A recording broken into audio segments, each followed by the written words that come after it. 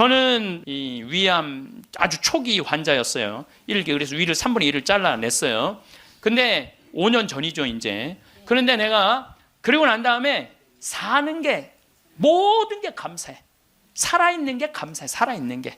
내가 제일 그 삶을 많이 누리고 느끼고 살고는 있지만은 제일 행복할 때가 언제냐면은 이제 아침에 읍내 목욕하러 나가요. 이제 우리는 읍내 목욕탕 이제 한 8km 되니까 운전을 한 10분 정도 하면은 목욕탕에 6시에 딱 가면은 우리 또 시골은요 전날 청소하는 사람이 다 탕을 닦아놓고 물을 안 받아놓고 가요. 내가 딱 가면은 탕에 물을 내가 제일 먼저 물을 틀어서 물을 받아. 그래갖고 이제 물을 받아갖고 샤워를 하고 탕 안에 그 제일 깨끗한 찬물에 몸을 쫙 담그면은요 온몸이 너무 편안한 거야. 거기서 이제 묵주기도 5단을 일단 하고 묵주기도 5단을 하고 이제 나와서 다 운전을 하고 그 평창 읍내에서부터 우리 집까지 오는 길이 내내 옆에 강이 있어요. 탁 하면요 아침에 물 한 개가 산에 쫙 걸려 있고 백로가 쫙 날아가고 강물 소리 듣고 그 바람을 맞고 있으면요 살아있는 게 이렇게 행복한 거구나. 이게 돈 드는 일이 아니에요. 우리가 삶을 얼마든지 누리고 느끼고 생명을 누리고 살 수 있어. 우리가 그걸 할 줄 모르는 게 문제인 거예요. 할 줄 모르는 게. 작년 8월 달에 우리 생태마을에 이제 우리는 암 환자를 더 이상 안 받습니다. 이 방송 보시는 분들 이제 더 이상 암 환자를 안 받아요. 왜 암 환자를 안 받냐? 우리 집은 사실은 암 환자들 치료 기관이 아니라 환경 교육하고 교우들 피정하는 집이에요. 근데 워낙 먹을거리가 좋고 이래서 내가 암 환자들을 받았는데 요즘은 피정하겠다는 분들이 너무 많이 와서 그분들은 전부 다 청주 꽃마을로 가라고 그래요. 거기 이제 암 환자 전문 기관이니까. 그래서 암 환자를 안 받는데 작년 8월 달에 암 환자가 또 왔어요. 근데 이 사람은 천주교 신자도 아니야. 천주교 신자도 아닌데 이 대장암이 걸렸는데 이 열어보니까 직장암이 걸렸는데 대장까지 다 퍼진 거야. 그래서 의사가 다시 덮은 거예요. 그리고 딱 왔는데 몸무게가 30kg야. 30kg. 30kg면은 항암을 못 한대요. 40kg가 넘어야지 항암을 한다는 거예요. 근데 이분이 2달밖에 못 산다고 그러는데 내가 2달 있다가 죽을 거라면 병원에서 죽고 싶진 않더래요. 그러니까 2달 동안 먹지도 입지도 못했던 거야. 이 자매가. 그래갖고 이제 생태마을에 8월 달에 온 거야. 우리 생태마을에 머물고 싶어갖고 경치 좋은 데서 개신교 신자야. 하나님 찬양하고 죽겠다고. 응. 그래갖고 이제 내가 이제 만나러 나가려고 그랬더니 직원들이 신부님 받지 말라고. 지금 방이 예약이 이미 10월, 11월 달까지 다 차가고 그분이 받으면 안 된다고. 절대 받지 말라고 그러는 거예요. 내가 또 마음이 약해갖고 잘 받거든요. 그러니까 이제 직원들이 이제 그 마음 약해질까봐 받지 말라고. 근데 내가 딱 마당에 나가서 그 자매를 딱 봤는데 이뻐.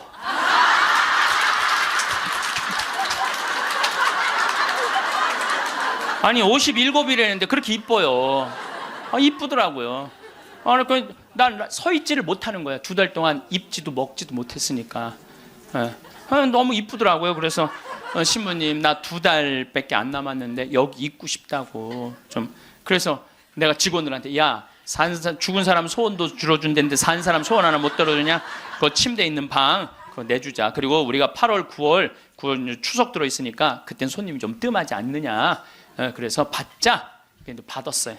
받았는데 이 자매가 유명한 번역가예요. 중국어, 영어, 독일어를 할 줄 아는 유명한 번역가예요. 여러분들도 아마 그분 책을 한 번씩 봤을 거예요. 근데 어쨌거나 우리 집에 와서 2달 동안 밥도 못 먹었다는 자매가 병원에서 우리 집에서는 밥을 나보다 더 먹는 거야. 밥이 너무 맛있다는 거야. 밥이 너무 맛있다는 거야. 밥이 너무 맛있다는 거예요. 그리고 이제 뒤에 이제 산책 둘레길이 1시간짜리가 있는데 그 둘레길을 돌면서 너무너무 행복하다는 거야. 너무너무 행복하다고. 이제 그래갖고 뭐 그런가 보다 해갖고 이제 10월 달이 됐는데 이제 2달 후에 방 빼줄 생각을 안 하는 거야.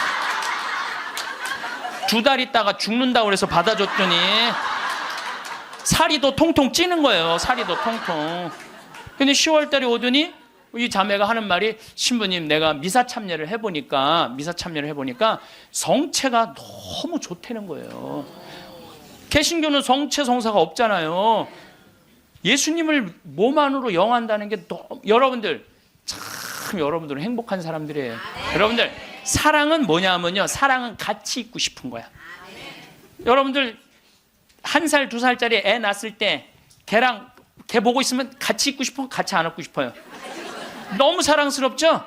네, 같이 있고 싶어서 뭐라 그러냐면 눈에 넣어도 안 아프다 그래. 이 눈에 티끌 하나만 들어가도 막 생 난리를 쳤는데 이만한 걸 눈에 넣어도 안 아프다 그러니 이게 보통 이게 사랑, 그것처럼 사랑스러워. 눈에 넣어도 그 큰 거를 넣어도 안 아프다는 얘기예요. 근데 예수님은 우리랑 너무 같이 있고 싶은 거야. 눈에 넣어도 안 아픈 게 아니라 그걸 뛰어넘어서 너무 같이 있고 아예 안에 들어가서 살고 싶은 거, 우리 안에. 그래서 성체로 우리 안에 들어와서 살고 있는 거예요. 그 행복한 신비를 여러분들은 매일매일 경험하는 거예요. 근데 우리 자매가 이렇게 보면서 나도 성체 영하고 싶다는 거예요. 세례를 받아야 되는데, 근데 동생이 목사님이야. 그 동생하고 상의를 했대요. 나 거기 가고 세례 받고 싶다고, 천주교 세례. 근데 이 목사님이 한술 더 뜨는 거야. 누나 가고 기분도 좋고 몸도 좋아지니까 세례 그냥 받으라고.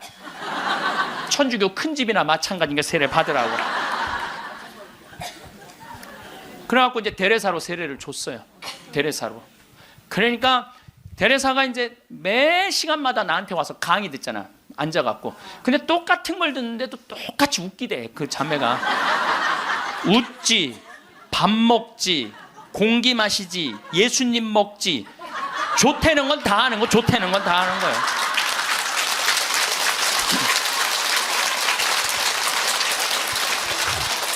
제가 시작 기도로 바친 게 이 자매가 나한테 메시지를 보낸 거예요. 네. 암이라고 하는 무서운 병을 만나면서 비로소 하느님을 만나게 되었습니다. 그 전까지는 교회도 잘 안 나갔대요. 관념이나 추상적인 존재로서가 아니라 매일매일의 삶과 고통 속에서 이전에 중요하다고 생각했던 것들이 얼마나 덧없음도 알게 되었고 저를 겸손하게 만드신다는 걸 감사하고 있습니다. 이 세상에서 내가 누구인지 하느님과 나의 관계에 대해 보다 깊이 이해하게 되었습니다. 나 자신의 한계를 처절하게 경험했고 깊은 실망도 알게 되었습니다. 그럼에도 희망이 얼마나 소중한 것인지 조금 알게 된 것 같아요.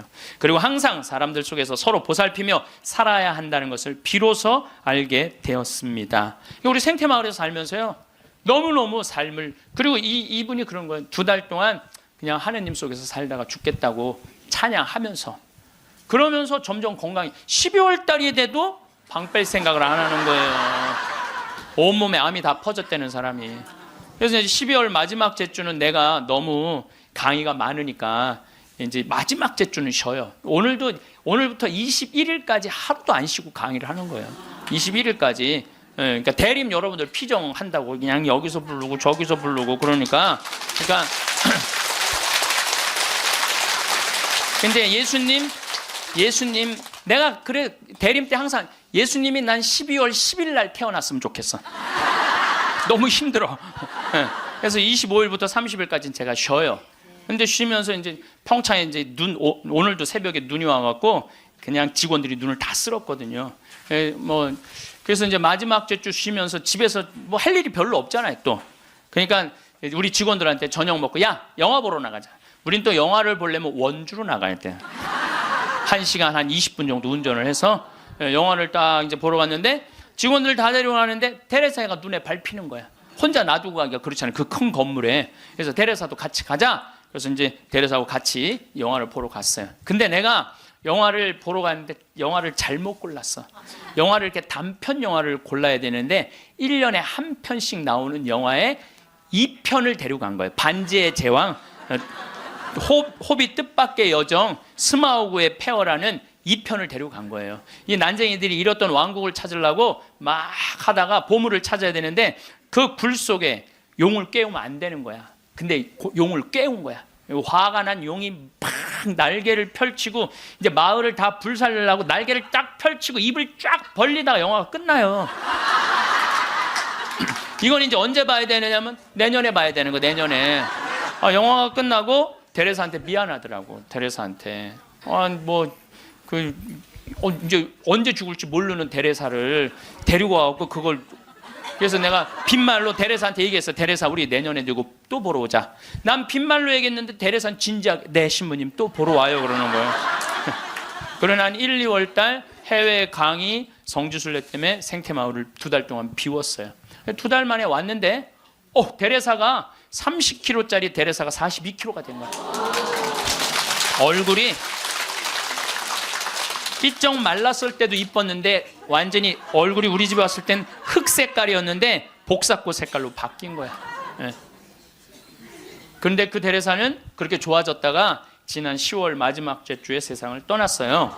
떠났는데 이제 제가 세브란스 병원에 갔는데 그 딸 셋 아들 하나 있는 집이에요. 근데 막내 여동생이 그 언니 마지막 임종을 지켰는데 그 목사님도 제가 만났어요. 근데 그분들이 이런 얘기를 저한테 전해주더라고요. 신부님, 우리 언니가 50 이제 거의 60까지 산 거죠. 이 평생 살면서 지난 1년처럼 행복했던 적이 없었다는 거예요. 너무 행복하게 살다가 세상을 떠났다는 거예요. 그리고 마지막에 이제 임종하던 날도 예수님 감사합니다. 이거를 계속 입에 계속 하면서 예수님 감사합니다. 자기 1년 동안 너무 산 게 행복했고 당신 만나러 가서 감사하다는 거예요. 계속 그러고 세상을 떠났다는 거예요.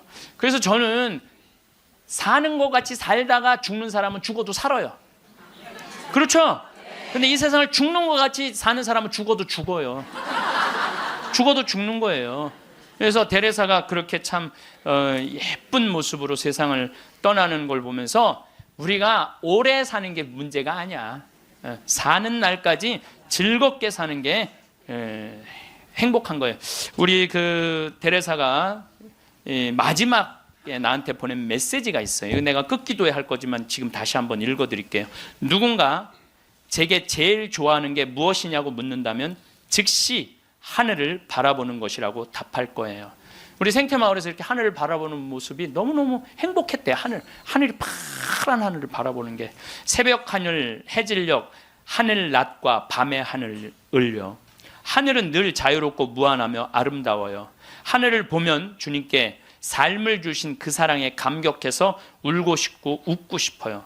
하늘을 바라볼 수 있게 하신 그 사랑이 감사합니다 라고 이렇게 나한테 아름다운 많은 시들을 보내면서 번역가였으니까 이렇게 해서 이제 데레사는 세상을 떠났어요. 여러분들 죽음을 미리 앞당겨서 죽지는 마세요.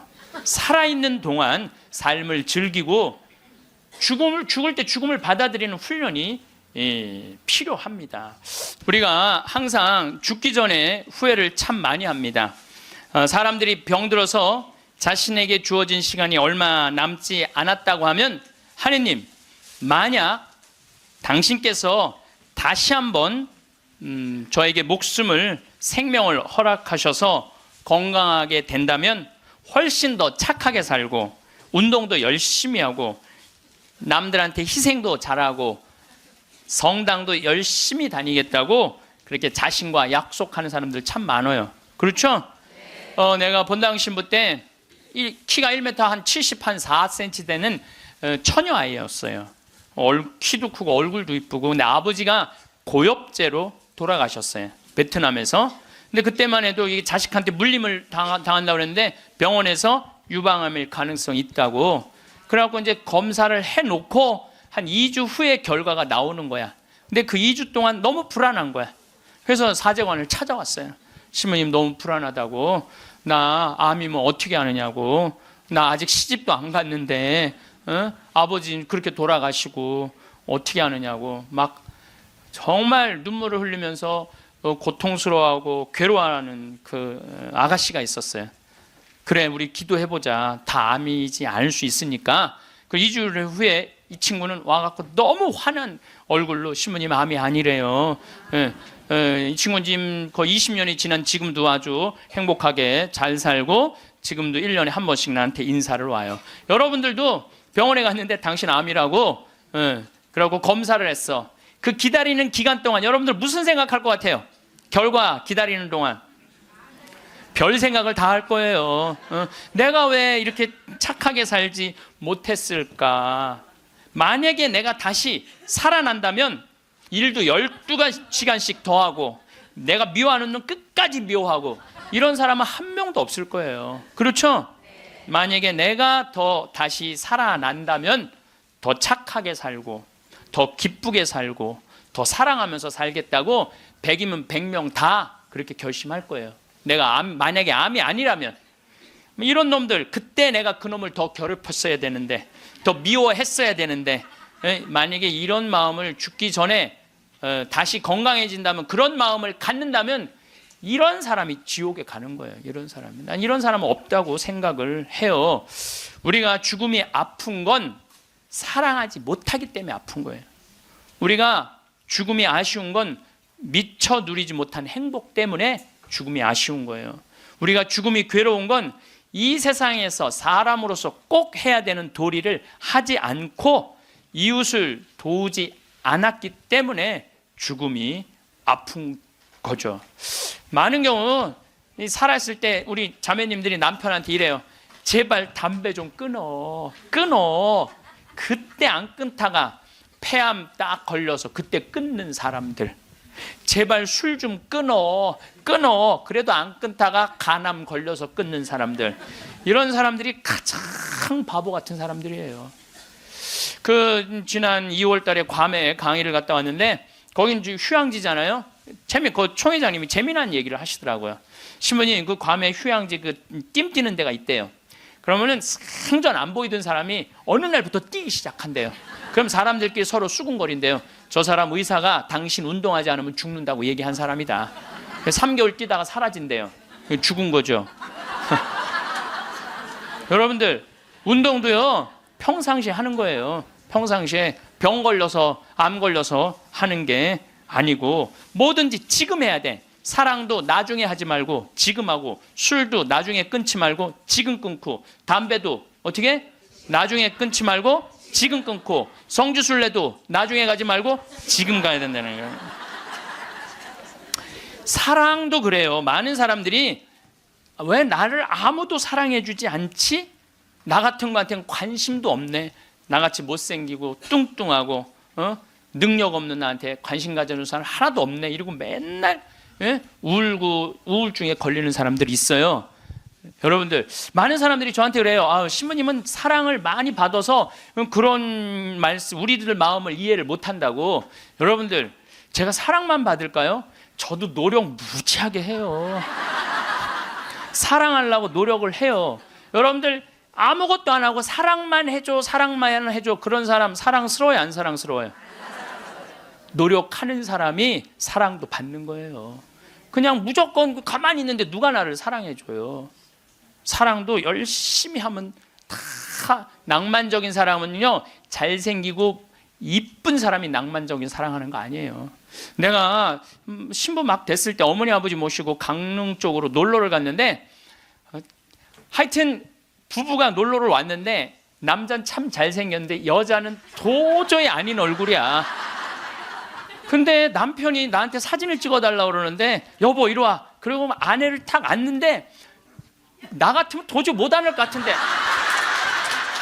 그 얼굴을 보고는 그 남편은 너무 귀중하게 아내를 앉는 거예요.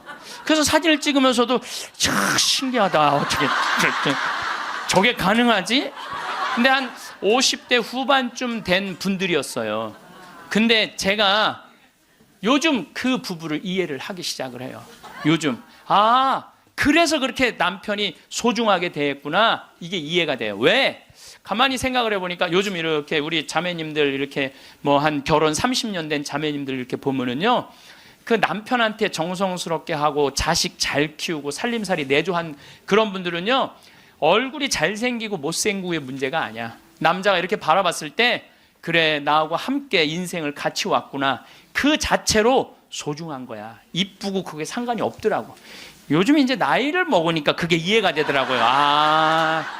그래서 그렇게 끌어안고 참 웃으면서 그 아내를 바라봤구나. 사랑은요, 잘생기고 예쁜 여자가 하는 게 아니에요. 마음이 따뜻한 사람들이 하는 게 사랑이에요. 신부님, 저는 얼굴이 못생겨갖고 아무도 저를 바라봐주는 사람이 없어요. 여러분들, 얼굴이 못생겨갖고 아무도 자기를 사랑해주지 않으면 방법이 있어요. 자기가 자기를 사랑해주면 돼요. 자기가 자기를 사랑해주면 되잖아요. 남이 사랑해줄 때 기다리면 그거 힘들어요. 내가 나를 아끼고 사랑해주면 빛이 나.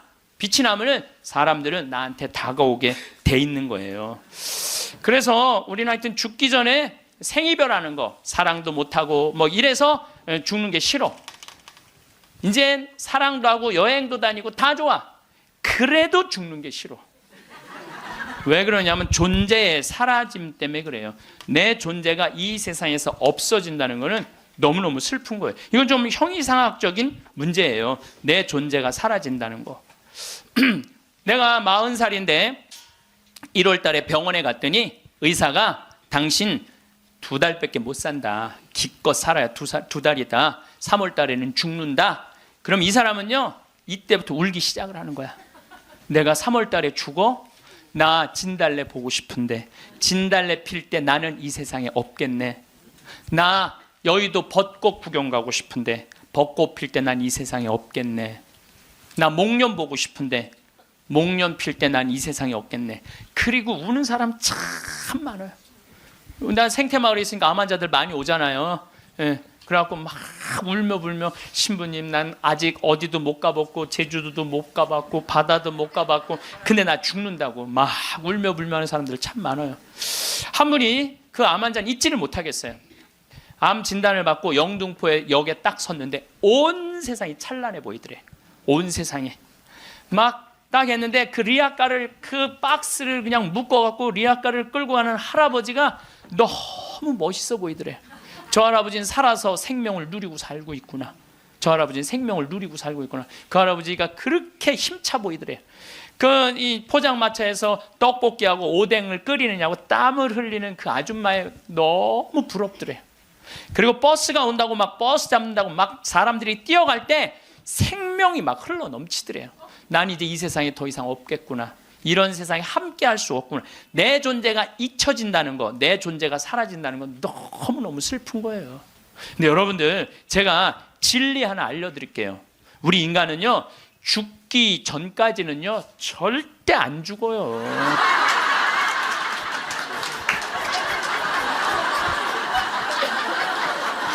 아직 죽지도 않았는데 청승 떨지 말라 이거예요.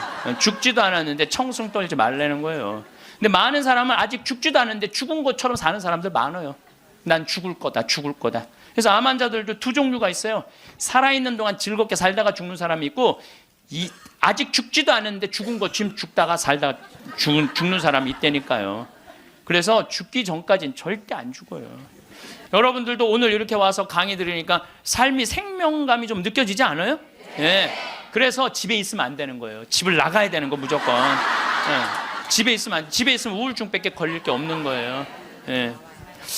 제가 여러분들 죽을 때 가족들 모아놓고 나는 내가 처음 자전거 탈 때 아빠가 뒤에서 잡아주고 너 혼자 이렇게 자전거 처음 탔을 때 아빠는 얼마나 행복했는지 몰라. 죽을 때 아빠가 자식한테 이렇게 얘기하는 거죠. 내가 너희들 손잡고 우리 생태마을 국장하고 아들 둘하고 3, 4년 전에 스페인 산티아고 600km를 걸었어요. 우리 국장은 한 달 동안. 그게 내가 보기에는 죽을 때 내가 너희들하고 그때 걸었을 때 너무너무 행복했어. 이런 말을 할 때 여러분들 멋있게 죽는 거예요. 안 죽으려고 이리 도망다니고 저리 도망다니고 그냥 풀뿌리 캐먹고 그냥 죽은 건지 산 건지도 모르고 그냥 이러고 살다가 죽지 말라는 거예요, 여러분들.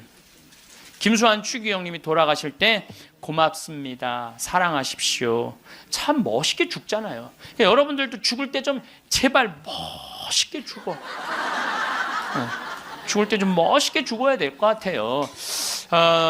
내가 지난 6월 달에 필라델피아에 강의를 갔었어요. 강의가 끝나고 이제 버지니아로 옮겨가려고 그러는데 이 기차를 타고 가려고 그러는데 젊은 부부들이 뭐 젊었다고 그래야 한 45, 6 된 부부들이 신부님 저희들이 모셔다 드릴게요. 뭐 뿌레젤이라는 가게를 하는 분이에요. 아니 가게는 어떻게 하고? 직원들이 알아서 해요. 뿌레젤이라는 건 뭐냐면은 밀가루에다가 소금 넣어서 굽는 빵이에요. 이게 하나에 300원이야. 그걸 5개를 묶어요. 그래갖고 그게 그냥 필라델피아는 흑인이 많이 살아요. 그걸 먹고 허기 우리 김밥 같이 먹는 거야. 김밥 같이. 예. 그래서 이제 그럼 고맙다고 한 3시간 반, 4시간 걸리는 거리니까 차를 타고 가는데 이런 얘기, 저런 얘기, 이민 중에 어려웠던 얘기, 행복했던 얘기 많이 하는데 참 그 두 부부가 나한테 기가 막힌 얘기를 해주더라고요. 한참 뿌레째를 구워서 팔면서 대출도 갖고 그러는데 하루는 완전히 늙은 흑인 하나가 찾아왔대요. 그러니 뿌레째 300개를 주문을 하더래요. 그래서 내일 갖고 갈 거냐? 그랬더니 아니 오늘 갖고 갈 거야. 아니 당신 2시간이나 기다려야 되는데 기다릴 수 있느냐? 난 기다릴 수 있다고 그러더래. 직원들이 막 눈총을 주더래요. 미국은 다 예약 문화거든. 전날 예약을 하고 찾아가겠다 이러는데 그 흑인은 와갖고 2시간을 기다리고 있더니 돈 벌고 싶은 욕심에 그 뿌레째를 부지런히 걷대요. 거갖고 300개를 줬대. 뭐 하려고 그러냐? 그랬더니 내가 학교 수인데 우리 아이들 주려고 갖고 가는 거다. 그리고 갔대요. 다음 주에 또 오더니 또 뿌레째를 300개를 주문을 하더래요. 화가 나더래요. 이게 무시하는 것도 아니고 이 바쁜데 뿌레째를 300개를 또 주문하네. 당신 기다릴 수 있겠냐? 나 기다리겠다고 여기서. 그래갖고 고소 줬대. 근데 그 다음 주에 또 오더니 뿌레째 300개를 또 고달라고 그러더래. 그래서 물어봤대요. 너 이름이 뭐냐? 그랬더니 미스터 윌리래. 미스터 윌리. 미국이 지금 예약 문화인데 당신은 왜 예약도 안 하고 우리를 힘들게 하느냐? 그랬더니 미스터 윌리란 늙은 흑인이 하는 말이 나는 예약을 할 수 없는 사람이다. 왜 예약을 못하냐? 난 지금 암이 걸려갖고 오늘 죽을지 내일 죽을지 모른다. 그런데 내가 어렸을 때 뿌레젤이라는 빵을 먹고 허기를 때웠다. 지금도 이 얘네들은 그 필라델피아 아이들은 얘네들은 아버지 날 어머니 날이 따로 있어요. 그럼 그거 하나를 사서 아버지한테 보낸대요. 그걸 옛날 생각을 하고 그렇게 그걸 맛있게 먹는데. 그러니까 나도 어렸을 때 이 뿌레젤이라는 빵을 먹고 허기를 때우고 했는데 지금 내가 수의로 있는 이 학교에 아이들도 아침을 못 먹고 오는 애들이 참 많다. 그래서 내가 마지막에 죽기 전에 그럼 너 학교 심부름이 아니냐? 그랬더니 심부름이 아니다. 내 돈으로 마지막에 이 아이들한테 거의 $300나 되는 돈을 계속 해갖고 아이들한테 나눠주는다는 거예요. 그래서 나는 언제 죽을지 모르기 때문에 예약을 할 수가 없다. 그리고는 다시는 안 왔대요. 죽은 거지. 그러니까 미국 사람은 죽을 때도 멋있게 죽어. 저는 여러분들도 좀 죽을 때 좀 멋있게 죽었으면 좋겠어.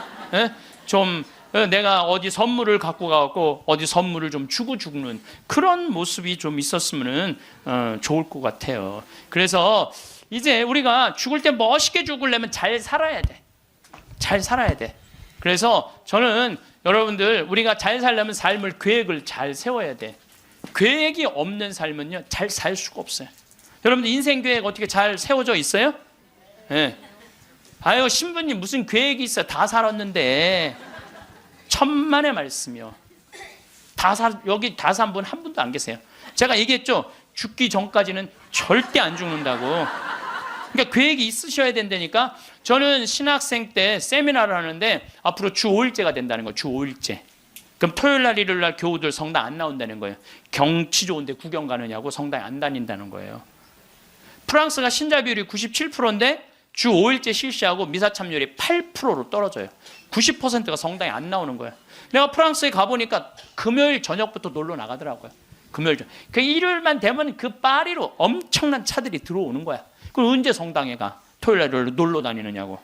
그럼 내가 30년 전에 신학교 교수님들이 그러더라고요. 앞으로 주 5일째 되면 한국도 그런 일이 벌어질 거다. 금요일 저녁부터 놀러 나갈 것이다. 경치 좋은데 구경 간다고. 그럼 그들을 어떻게 하느님 품으로 이끌 것이냐? 답을 내놔라. 저는 그때 그런 생각을 했어요. 그래, 교우들이 경치 좋은데 구경 간다고 성당을 안 나와? 그럼 나는 나중에 신부가 되면 성당을 경치 좋은데 더 놔야 되겠다.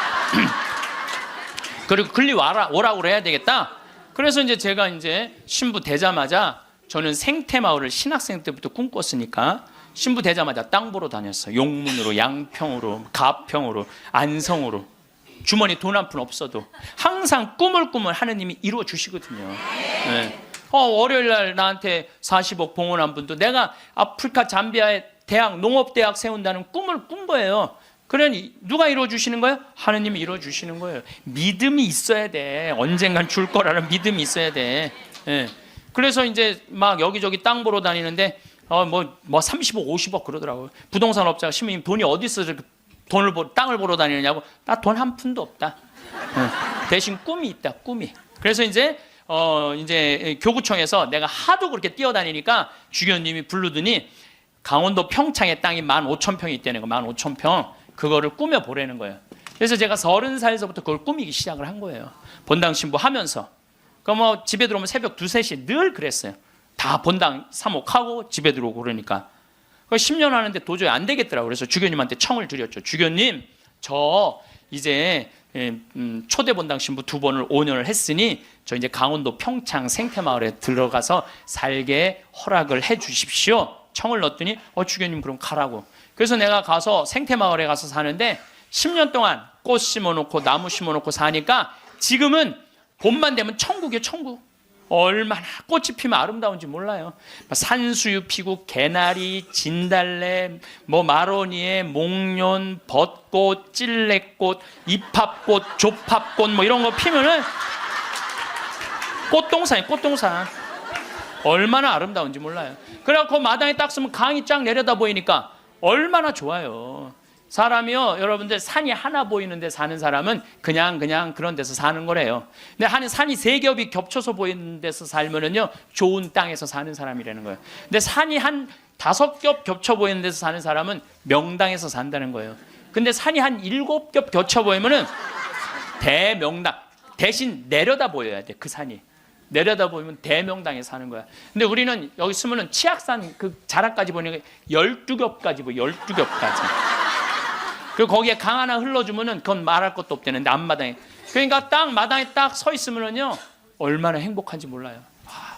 이렇게 내가 50살이 된 거야. 그리고 밤하늘의 별이, 여러분들 우리 데레사도 별 얘기 했잖아요.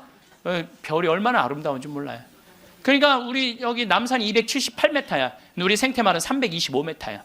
그러니까 강의 끝나고 밤 11시, 12시에 가면요 하늘을 보면요 지금은 이제 오리온, 황소자리, 마차부자리, 뭐 카시오페아, 북두칠성, 별똥별이 떨어지잖아요. 별똥별 꼬리 타는 소리가 들려요. 별똥 떨어질 때, 아니 뻥이 아니라니까. 떨어질 때 따따따따따따 이러면서 떨어져. 따따따따따. 참. 이렇게 내 청춘 50이 됐어 내가. 그랬더니 교구청에서 부르더니 황 신부님 그 평창 생태마을 꾸민 경험을 가지고 여주의 땅이 15만 8천 평이 있대. 15만 8천 평. 여기 10배야. 평창보다 10배. 그거를 좀 꾸미라는 거야. 4년 전에. 그래갖고 내가 여주 이제 군청에 들어갔더니 신부님 거기는 안 되는 데라는 거예요. 안 되는. 왜 안 되느냐? 여기는 수질관리 지역이기 때문에 한강 2km밖에 안 남았기 때문에 여기는 이렇게 큰 건물을 허가를 해줄 수가 없다는 거예요. 난 너무 하고 싶은데 허가 받을 수 있는 길이 뭐냐? 그랬더니 국회에 올라가래. 국회에서 해결해 줘야 된대. 우린 또 그렇게 되면 바로 해요. 국회 갔어요. 그래갖고 해당 지역 국회의원을 만났어요. 나 우리나라 국민들이 맨날 먹고 마시는 데만 있는 게 아니라 정말 정신적으로 쉴 수 있는 공간을 만들고 싶다. 그래서 여기 하고 싶다. 그랬더니 국회의원이 딱 보더니 신문 이거 안 되는 거라고. 근데 한마디 했어. 내가 안 되니까 여기 왔지 데모 오겠냐고.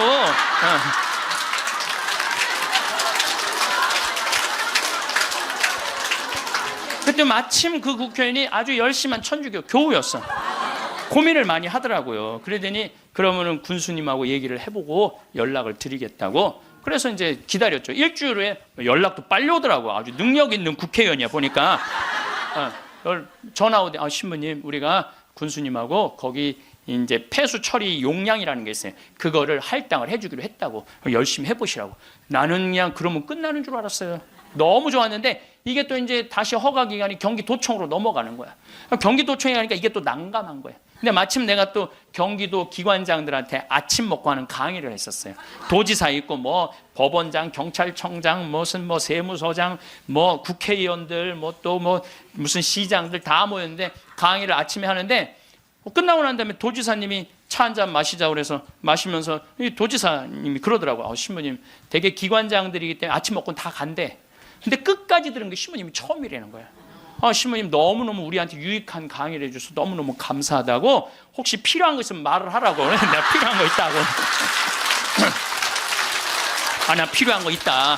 내가 지금 여주에 생태마을을 꾸미는데 이게 너무 힘들다. 그랬더니 딱 도지사님 다 알아듣더니 바로 황경국하고 얘기를 하더니 막 행정실장 부르더니 일사천리로 그 자리에서 또 군수님한테도 전화해갖고 신부님 하는 일 도와주라고. 그래서 너무 나는 또 그러면 끝나는 줄 알았어. 그랬더니 그거보다 더 어려운 기관이 뭐냐면은 한강유역관리청이에요. 거기서 부정적인 의견이 나오면 안 되는 거예요. 거기 갔는데 안 된다는 거예요. 다 안 된다는 거 하여튼 다 안 된다는 거예요.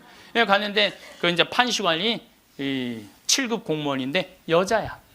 남자는 이렇게 쑤시고 저렇게 쑤시면 어떻게 되는데 여자는 뭐 어떻게 할 길이 없잖아요. 그래갖고 신부님 여기는 안 되는 이유를 쭉 설명을 하더라고. 그런데 난 여기 너무 하고 싶다. 생태 공원도 조성하고 맨날 내가 프랑스 떼제 공동체를 가보니까 한 주에 3,000명씩 와서 피정을 하고 가는 거예요. 한 주에 3,000명. 그러니까 걔네들은 정신적인 훈련을 너무너무 많이 하는 거예요. 근데 우리나라는 그런 데가 거의 없는 거야. 그래서 우리 천주교 교우들도 그래서 저 여주는요 피정 기간이 월요일부터 주일이야. 일주일 동안 하는 거야. 일주일 동안. 그래서 찬송도 하고 미사 참례도 하고 강의도 듣고 밭에 나가고 잠깐 일도 하고 이런 얼마나 여러분들 시간 많잖아. 그러니까 가격은 최대한 낮추면서 우리 교우들이 그런 정신적인 걸 하고 싶다. 그랬더니 신부님 사실은 저는 신자도 아니고 우리 엄마 아버지도 신자가 아닌데 신부님 우리 엄마 아버지가 평화방송만 본다는 거예요. 신부님 강의만. 자기도 몇 번 봤대. 봤는데 신부님 생각이 좋아서 내가 긍정 의견을 내겠다고. 넘을 산을 다 넘은 거야. 얼마나 행복한지 몰라요. 그런데 진짜 큰 산이 하나 있더라고. 주민들이 결사 반대하는 거예요. 주민들이 한 105호 정도 되는데 그 부평리 주민들이 안 된다. 결사 반대는. 그래서 야 이거 결사 반대하면 안 되는데 그래갖고 내가 이제 주민들 이제 마을회관에 만나자 그랬어요. 딱 만났는데 눈빛이 결사항전의 눈빛이 있더라고요. 결사항전의 눈빛이. 그래서 그럼 한번 왜 반대하시는지 말씀을 해보라고. 근데 여러분들 우리가요 협상을 할 때는요 먼저 말하면 안 돼요. 항상 상대방이 어떤 지금 기분으로 반대를 하는지 얘기를 들어봐야 돼. 그래서 내가 또 생명을 살리는 말씀 말 작년에 강의할 때 대화하는 방법 알려줬잖아요. 내가 그렇게 1년을 말을 했는데 대화를 못 하겠어요. 그래서 이제 겸손하게 앉아서 어르신들이 말씀하시는데 말씀 다 맞는 말씀이더라고요. 그리고 말씀을 들을 때는 눈빛을 깔아야 돼. 일단 이렇게. 그리고 말씀할 때마다 어떻게 고개를 끄덕여야 돼요. 이게 존중이에요. 존중. 1시간 동안 제가 계속 맞는 말씀이라고 의견을 받아들이겠다고 맞는 말씀이라고 받아들이겠다고 이제 다 얘기하고 그럼 신부님 여기다 왜 하려고 그러느냐고 내가 또 이제 말할 기회를 주신 거 아니에요. 내가 또 일단 말을 하면 이게 얼마나 대단해요. 그래서 30분 말씀을 드렸지. 30분 말씀을 드렸더니 주민들이 눈빛이 싹 풀리더라고요. 그러면은 신부님 한번 해보시라고. 근데 내가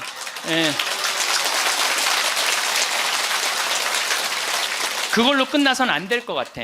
그래서 저는 강원도도 이런 생태마을을 하는데 내가 주민들을 초청하고 싶다고 초청을 해서 이런 생태 이게 나쁜 게 아니고 정말 생명을 살리고 싶은 그런 마음으로 건강한 먹을거리를 만들고 싶은 마음으로 하는 거니까 한번 와서 보시라고. 이제 주민들을 이제 우리 생태마을에 모셨어요. 근데 그날따라 피정객들이 엄청나게 온 거야. 그날따라. 그래갖고 막 우리 지역 농산물 다 유통을 하거든요. 지역 동네 뭐 여기 영월 평창에 있는 농산물들 뭐 하다못해 꿀까지도 다 우리 집에 들어오면 피정객들이 와서 다 사가니까. 그러니까 지역 농산물들을 다 유통을 해주니까 얼마나 좋아요. 그걸 보더니 제가 바로 저런 거 여러분들 거기 이제 옥수수, 감자, 고구마 많이 심거든요. 이런 거 다 유통시켜 주려고 지금 그러는 거다. 주민들이 보더니 우리하고 함께 하려고 그러는 거야. 그래서 주민들이 서명까지 다 해줬어. 서명까지.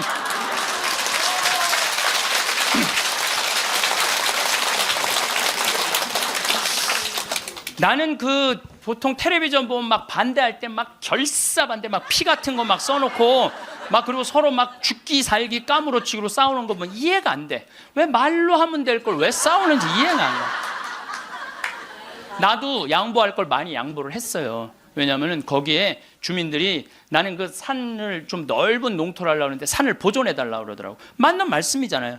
그래서 산 보존하는 걸로 하고 이제 거기서 이제 말을 좀 해서 이 사람이 말을 타면은요, 그 말을 키우고 싶은 이유 중에 하나는 왜 말을 키우고 싶으냐면 장애자들이 말을 타면은 이 치료가 굉장히 좋아요. 그래서 장애인 협회에서 나한테 와갖고 신부님 말을 좀 하면은 말 탈 공간이 없다는 거예요. 지금 수도권은 너무 비싸고, 근데 여긴 땅이 15만 8천 평 아니야. 15만 8천 평. 그러니까 좀 해달라 그래서 그거 하려고 그러는데 말 똥 냄새가 마을에 오면 불편하다. 그것도 내가 포기했어요. 그러니까 원하는 걸 다 해준 거죠. 내 것만 한데, 협상이라는 거죠. 내 걸 포기하는 게 협상이에요. 그래갖고 이제 아마 내년부터 이제 생태마을을 이제 꾸미게 될 거예요. 그러니까 난 60살까지 일이 기다리고 있는 거예요. 60살까지. 남들은 60살 되면 명퇴한다, 조퇴한다 그러는데 나는 일이 기다리고 있으니까 얼마나 좋아. 사람은요, 꿈꾸는 사람이 행복한 거예요. 꿈꾸는 사람이. 여러분들 과거에 매달린 사람 불행한 사람. 과거. 내가 그때 이 인간을 만나지 말았어야 되는데. 여러분들 그거 후회해봐야 그 인생 돌이켜져요? 돌이켜지는 게 아니에요. 우리가 과거에 매달린 사람이 우울증에 걸린다니까요. 그때 내가 삼성전자 주식을 사뒀어야 되는데 3만 원 할 때 사뒀어야 돼. 3만 원 할 때 3만 원 할 때 사뒀으면은 지금 150만 원 왔다 갔다 하잖아요. 3억 저기 막 3억 원어치 사놨으면 150억 된 거 아니야. 150억. 여러분들 아까도 말씀드렸지만 과거에 집착하는 사람은요 불행한 사람이에요. 과거에 내가 아주대학 환경공학과 대학원 다녔거든요. 거기 너무너무 재미난 일거리가 있어요. 하나가 뭐냐면은 그 옆에 유신고등학교라고 있었어요. 근데 지금은 아주 좋은 고등학교였는데 처음에 이제 막 그 지역에서 막 아주 시골에서 이제 오는 애들이 꼴뚱한 애들이 참 많은 거예요. 그러니까 담임 선생님이 그랬대요. 이 바보들아, 저기 뭐야 이 등록금 학비 이거 있으면 앞에 땅 그때 거기가 한 평에 100원 했거든요. 30년 전 이거나 사두라고 이 바보들아. 맨날 선생님 그랬대요. 그런데 30년이 지난 지금 거기는 한 평에 3천만 원이야. 그럼 그 이제 난 애 나이 뭐 한 4-5살 위아래 그때 공부 못했던 애들이 이런 말을 하는 거. 그때 담임 선생님 말을 들었어야 되는데. 여러분들 아니 그럼 30년 전으로 돌아갈 거야. 어떻게 할 거야? 과거에 매달린 사람은 불행한 사람이에요. 미래를 꿈꾸는 사람이 행복한 거예요. 미래를 꿈꾸는 사람. 계획이 있어야 된다는 거예요. 삶에는 계획이 있어야 된다는 거예요. 제가 우리 대레사가 이게 거의 마지막 한 달 전에 저한테 보낸 거예요. 이제 혼수 상태로 들어가기 전에 보낸 아까 읽어드린 걸로 마침 기도를 바치겠습니다. 성부와 성자와 성령의 이름으로. 누군가 제게 제일 좋아하는 게 무엇이냐고 묻는다면 즉시 하늘을 바라보는 것이라고 답할 거예요. 새벽 하늘, 해질녘 하늘, 낮과 밤의 하늘을요. 하늘은 늘 자유롭고 무한하며 아름다워요. 하늘을 보면 주님께 삶을 주신 그 사랑에 감격해서 울고 싶고 웃고 싶어요. 하늘을 바라볼 수 있게 하신 그 사랑에 감사합니다. 매일 아침 눈을 뜨는 것만으로도 우리에게는 새로운 하루가 선물처럼 주어집니다. 많은 분들이 큰 성취나 특별한 사건에서만 행복을 찾으려 하지만 진정한 기쁨은 오히려 일상의 평범한 순간들 속에 숨어 있습니다. 아침에 마시는 커피의 향기, 길을 걸을 때 느끼는 바람의 시원함, 좋아하는 음악이 흘러나올 때의 설렘. 이런 소소한 것들이 모여 우리 삶에 진짜 행복을 만들어갑니다. 무심코 지나쳤던 길가의 들꽃이 얼마나 아름다운지, 저녁 하늘을 물들이는 노을이 얼마나 경이로운지 발견하는 눈을 가질 때 우리의 하루는 훨씬 더 풍요로워집니다. 현재를 온전히 받아들인다는 것은 지금 이 순간에 집중하는 것입니다. 과거의 아쉬움이나 미래의 걱정에 마음을 빼앗기지 않고 바로 지금 여기에서 느낄 수 있는 모든 감각과 감정을 소중히 여기는 것이지요. 발밑에 땅이 단단하다는 것, 숨을 쉴 수 있다는 것, 사랑하는 사람들이 곁에 있다는 것. 이 모든 것들이 당연한 듯 보이지만 실은 얼마나 귀한 선물인지 깨닫게 됩니다. 지금 내리는 빗방울 소리에 집중하고 지금 마시는 물 한 모금의 시원함을 느끼는 것. 바로 그런 순간들이 우리 삶을 단단하게 지탱해주는 뿌리가 됩니다. 감사하는 마음은 현재를 더욱 풍성하게 만들어줍니다. 가진 것에 대한 고마움을 느낄 때 우리는 비로소 진정한 풍요로움을 경험하게 됩니다. 부족한 것을 세기보다는 충분한 것들을 헤아려 보세요. 건강한 몸, 평온한 마음, 따뜻한 집, 그리고 무엇보다 지금 이 순간을 살아가고 있는 자신의 존재 자체가 얼마나 소중한지 말입니다. 감사하는 마음은 세상을 보는 창을 맑게 닦아주어 이전에는 보지 못했던 아름다움을 발견하게 해줍니다. 인간은 혼자서는 완전할 수 없는 존재입니다. 우리는 다른 사람들과의 관계 속에서 진정한 의미와 기쁨을 찾아갑니다. 가족과 함께 나누는 저녁 식사, 친구와 나누는 진솔한 대화, 이웃과 주고받는 따뜻한 인사. 이런 작은 교감들이 모여 우리 삶을 의미 있게 만들어줍니다. 서로의 눈을 바라보며 미소를 짓는 순간, 마음을 담아 따뜻한 말을 건네는 순간들은 우리 영혼을 살찌우는 귀한 영양분입니다. 사랑한다는 것은 상대방을 있는 그대로 받아들이는 것입니다. 완벽하지 않은 모습도, 때로는 실수하는 모습도 모두 포용하며 그 사람의 고유한 가치를 인정해주는 것이지요. 이런 무조건적인 사랑을 주고받을 때 우리는 진정한 행복을 느낄 수 있습니다. 사랑은 판단하거나 바꾸려 하는 것이 아니라 그저 함께 있어주고 곁을 지켜주는 마음에서 시작됩니다. 새로운 만남도 소중합니다. 동네 산책로에서 만나는 분, 도서관에서 우연히 대화를 나누게 된 분, 취미 활동에서 알게 된 분들과의 인연도 모두 삶을 풍요롭게 만들어주는 선물입니다. 나이나 배경이 달라도 사람과 사람 사이의 진정성 있는 만남은 언제나 새로운 기쁨과 배움을 가져다 줍니다. 마음의 문을 열고 다가갈 때 우리의 세상은 생각보다 훨씬 더 넓고 따뜻하다는 것을 알게 됩니다. 배려와 이해는 관계를 더욱 깊게 만들어줍니다. 상대방의 입장에서 생각해보고 그들의 마음을 헤아리려 노력할 때 진정한 소통이 이루어집니다. 때로는 말로 하지 않아도 함께 있는 것만으로도 위로가 되고 힘이 되는 관계를 만들어갈 수 있습니다. 말없이 건네는 따뜻한 눈빛 하나가 100마디 말보다 큰 힘을 발휘할 때도 있습니다. 상대방의 기쁨을 나의 기쁨처럼 느끼고 슬픔을 함께 나누려는 마음이 서로를 단단하게 이어줍니다. 서로 다른 개성을 가진 사람들이 모여 만들어내는 조화로움은 정말 아름답습니다. 각자의 색깔을 유지하면서도 함께 어우러져 더 큰 그림을 그려나가는 것. 이것이 바로 인간관계의 진정한 묘미입니다. 혼자서는 할 수 없는 일들을 함께 해내고 서로의 부족한 부분을 채워주며 더 나은 모습으로 성장해 나가는 것입니다. 마치 오케스트라의 각기 다른 악기들이 모여 하나의 아름다운 교향곡을 만들어내는 것과 같습니다. 과거는 이미 지나간 것입니다. 아무리 후회하고 아쉬워해도 바꿀 수 없는 것이 과거의 일들이지요. 그렇다면 그 과거에 얽매여 현재의 소중한 시간을 허비하는 것보다는 그 경험들을 지혜로 바꾸어 오늘을 더 의미 있게 살아가는 것이 현명합니다. 지나간 일은 강물처럼 흘려보내고 지금 여기에 두 발을 딛고 서는 용기가 필요합니다. 실수와 실패는 누구에게나 있습니다. 완벽한 사람은 없고 완벽한 선택만 할 수 있는 사람도 없습니다. 중요한 것은 그 실수를 통해 무엇을 배웠느냐는 것입니다. 넘어졌다면 일어서면 되고 잘못된 길로 갔다면 다시 올바른 길을 찾으면 됩니다. 과거의 아픔이 오늘의 지혜가 될 수 있다면 그것은 결코 무의미한 경험이 아닙니다.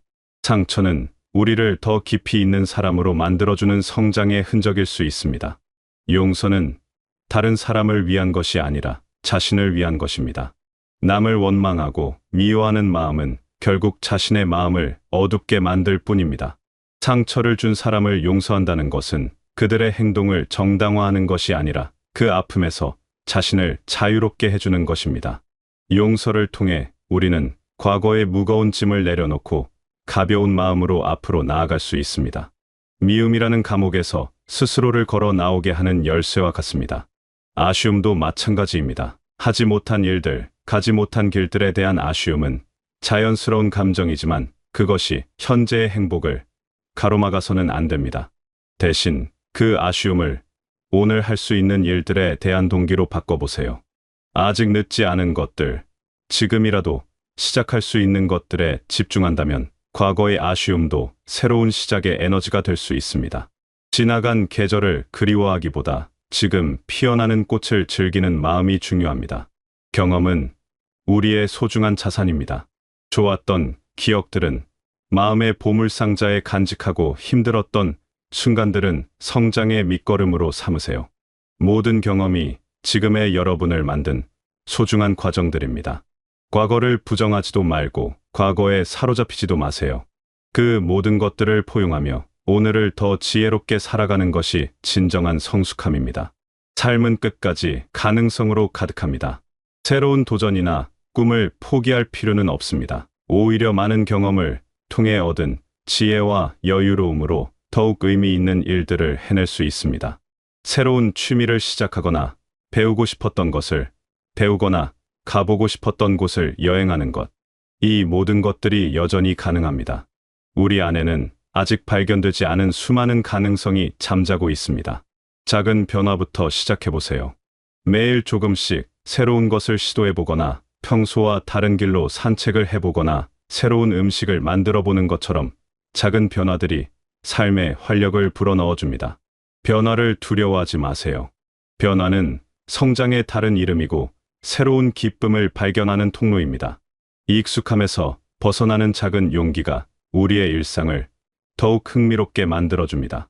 꿈을 꾸는 것에는 제한이 없습니다. 마음 한편에 작은 씨앗을 심고 매일 조금씩 물을 주며 가꾸어가는 기쁨을 느껴보세요. 그 씨앗이 거대한 나무가 되지 않더라도 작은 싹을 틔우고 꽃을 피우는 과정, 그 자체가 우리 삶을 빛나게 합니다. 완전히 이루지 못하더라도 그 과정 자체가 삶을 의미 있게 만들어주며 꿈을 꾸고 그 꿈을 향해 노력하는 자체가 삶의 활력소가 됩니다. 다른 사람들에게 도움이 되는 일을 찾아보는 것도 좋습니다. 자신의 경험과 지혜를 나누거나 작은 봉사활동에 참여하거나 주변 사람들을 격려하고 지지해주는 것.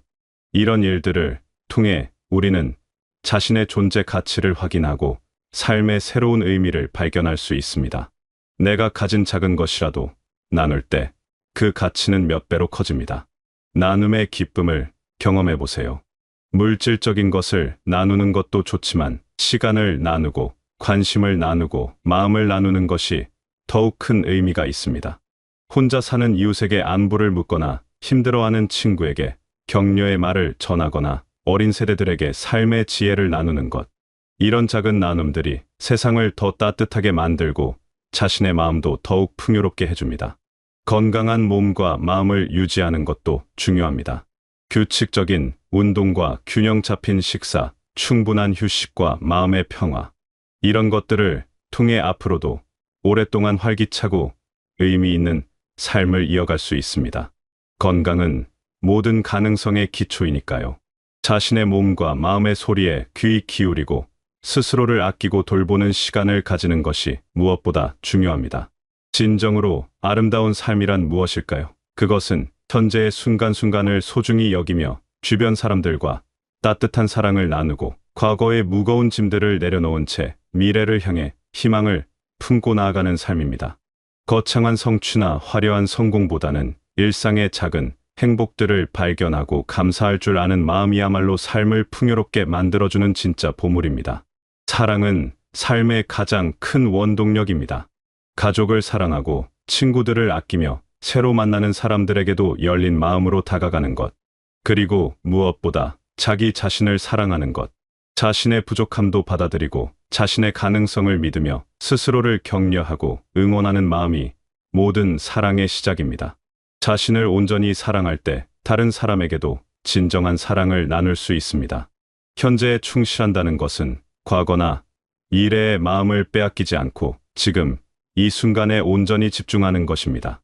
지금 하고 있는 일에 집중하고 지금 함께 있는 사람에게 관심을 기울이며 지금 느끼고 있는 감정을 온전히 받아들이는 것. 이렇게 현재를 살아갈 때 우리는 삶의 진정한 의미를 발견할 수 있습니다. 자유로움이란 외부의 조건이나 다른 사람들의 시선에 얽매이지 않는 것입니다. 자신의 가치관에 따라 살아가고 자신만의 속도로 걸어가며 자신만의 방식으로 행복을 찾아가는 것. 남과 비교하지 않고 자신의 삶을 사랑하며 자신만의 독특함을 소중히 여기는 마음이 진정한 자유입니다. 이 모든 것들이 조화를 이룰 때 우리의 삶은 비로소 완성됩니다. 완성이라고 해서 끝이 아니라 매 순간 새롭게 완성되어가는 아름다운 작품 같은 삶 말입니다. 매일매일이 새로운 색깔로 칠해지고 새로운 이야기가 더해지는 그런 삶을 살아갈 수 있습니다. 이 모든 것들이 아름다운 조화를 이룰 때 우리의 삶은 한 폭의 그림처럼 깊이를 더해갑니다. 이 인생은 정답이 있는 문제가 아닙니다. 각자의 방식으로 각자의 속도로 각자만의 아름다움을 만들어가는 것이 바로 삶입니다. 완벽할 필요도 없고 남들과 똑같을 필요도 없습니다. 다만 자신에게 주어진 하루하루를 소중히 여기고 주변 사람들과 따뜻한 마음을 나누며 과거의 아픔은 지혜로 바꾸고 미래에 대한 희망을 품고 살아간다면 그것만으로도 충분히 아름다운 삶입니다. 삶의 완성은 거창한 것이 아닙니다. 매 순간을 정성스럽게 살아가는 것, 작은 일에도 최선을 다하는 것, 그리고 자신과 타인을 사랑하는 마음을 잃지 않는 것. 이런 소박하지만 진실한 마음가짐이야말로 진정으로 완성된 삶의 모습입니다. 화려하지 않아도 소란스럽지 않아도 자신만의 방식으로 성실하게 살아가는 것, 그 자체가 아름다운 완성입니다. 여러분의 삶 역시 이미 그 자체로 소중하고 의미 있습니다. 지금까지 걸어온 모든 길들이 여러분을 더욱 깊이 있는 사람으로 만들어 주었고, 앞으로 걸어갈 모든 날들이 새로운 기쁨과 감동을 선사해 줄 것입니다. 매일 아침 일어날 때마다 감사한 마음으로 하루를 시작하시고, 밤에 잠들기 전에는 하루 동안 경험한 좋은 일들을 떠올리며 만족스러운 마음으로 휴식을 취하시길 바라겠습니다. 여러분의 남은 모든 날들이 사랑과 기쁨과 평화로 가득 찬 아름다운 시간들이 되시길 바라겠습니다.